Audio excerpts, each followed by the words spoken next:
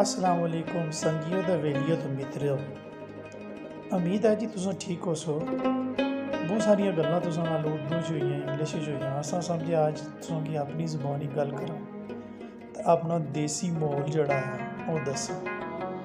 ये जेह्ड़े स्क्रीन पर तुसां वीडियो तक्की रहे हो जी, ये वीडियो किसी स्विट्ज़रलैंड दी नहीं है, बल्कि ये साढ़े अपने ग्रां देरी दी है।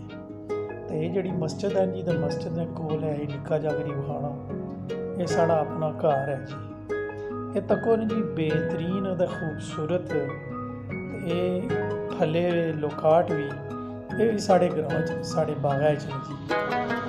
देहाती जा इक बाग है ना, उसमें तुस लाए तू बड़ा नहीं है, ये 2-4 अमरूदा ने बूटे न, 2-4 लोकाट ने बूटे। तो ये कोई फिल्टर ने लगा हुआ जी, ये ग्रीनरी है खूबसूरत हुई है जी, ये बड़ा सोहना लगना। स्विट्ज़रलैंड नहीं जी, ये अपना कश्मीर